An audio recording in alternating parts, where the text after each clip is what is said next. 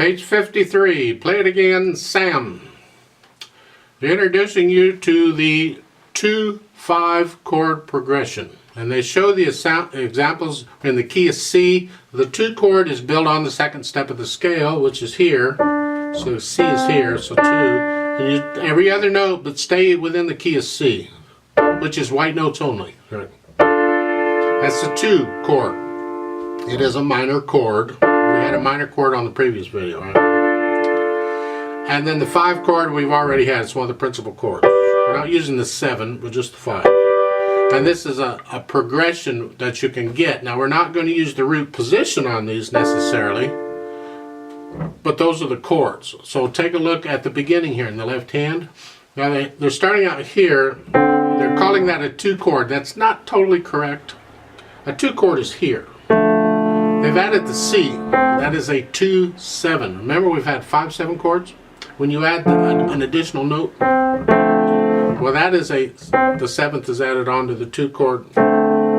It's the 7th of the 2 chord. Are you confused yet? That is a 2-7 chord. At the beginning there in the left hand, a DC. They're just calling it a 2 chord. And then it goes into here, which is a 5 chord. They're only showing 2 notes of it. That's okay. You have the D in the other hand. It's in the right hand. It's there. So that the progression is from the 2 to the 5. Don't know why they're showing it to you. Maybe we'll learn about that later on. But just know that's there. Okay. It's fine. I got no problem with that. I want to talk about this piece so we've got the notes and the rhythms all covered. Right hand first. Just follow their fingering, it's fine. In the first full measure, those D's are 8th notes, so don't hold them down. And it's 1 and 2 and 1 and 2 and 3 and 4 and 1 and 2 and 3 and 4. And we want the phrasing, so lift the hand up and down a little bit between them.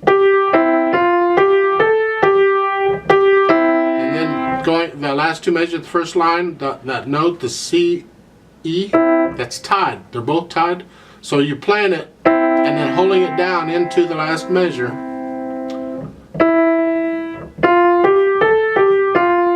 Second line, first measure is here. 1 and 2 and 3 and 4 and 1. And it's tied over, so it's 4 and 1 and 2 and 3 and 4 and. The rhythm can be a little tricky. Again, if it's confusing you, temporarily remove the tie and just play all the notes. So the first couple of measures of the second line is here.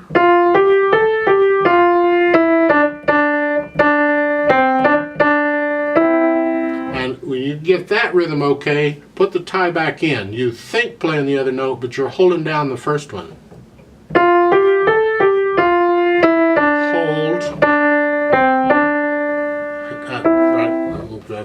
That's one way of approaching it.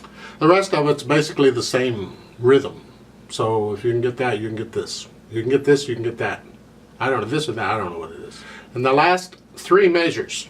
You're here, and then the E is a 2. And then going into the 3rd measure of the last line, it's 3-4, 2-3, and then 1-5. We have to do that on the half notes because we're preparing for the last chord is here. We have to be in position for that. So we need a 2-3. So it's here. And we want to connect the notes. This is melody. But we can connect them both. We just want to hear the melody. Bring out the melody if you can. Disregard if you can't, I guess. I'm not sure. Left hand fingering wise, you just have the 5-1. And they're saying 1-3. I don't like that. I prefer 2-3. If your hand's big enough to reach that, then do a 2-3 on the quarter note. If not, you gotta use the thumb. In the last 2 measures of the first line, it's again. You gotta reach it. If you can reach this, then you can do a 2-3 on the quarter notes. It's the same. I mean, here you're here, but hear, you hear. I mean, it's bigger and it's just going there. They're suggesting pedaling, and it's pretty simple, and I completely disagree with it.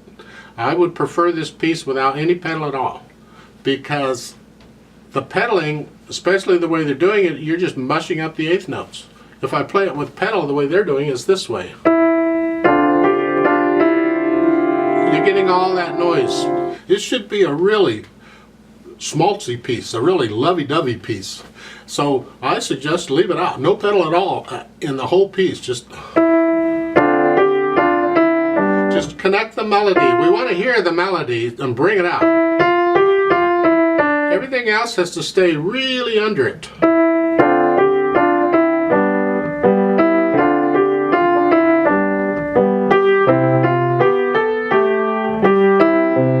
I think it's much better without pedal, in my opinion. I just think the pedal mushes it up. You experiment both ways and you decide how you like it better, and that's what you're going to do.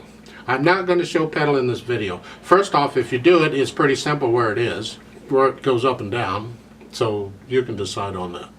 Now at the bottom, on the electronic register thingy, the electronic jamming thingy, that's what I meant. They're suggesting flute or clarinet. You can experiment with that. But the rhythm they're saying is rock or jazz. The idea is, do you want to swing the eighth notes or not? Do you want them even? Or do you want a long short?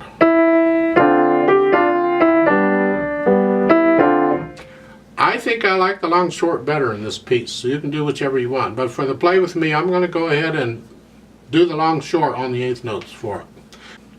Let's try this together very slowly to check the notes and the rhythms and all that stuff. Now it has a pickup beat. It's 4/4 times. I'm going to give us 3 counts. The fermata at the end in the left hand, the half note, I'm going to hold that for 4 counts instead of 2 because of the fermata. I have to ignore the retard because the metronome don't retard, so neither do I. But when you're playing it on your own, you want to add the retard and all that stuff. And I recommend you just kind of die away at the end on this. This is supposed to be a really nice piece. It's supposed to be. We'll see how we play it. Hands in position, it gives 3 counts. Alright.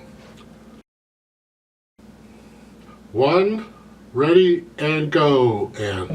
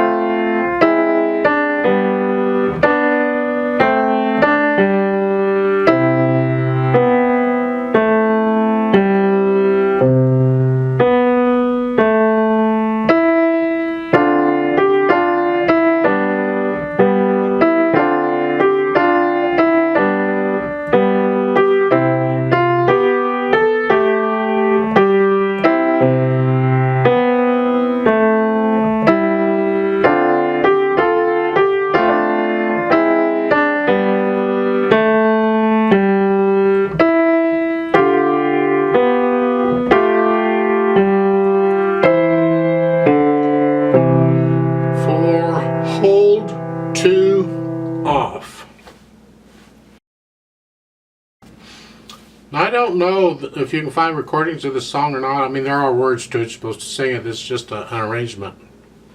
But I think it goes something like this.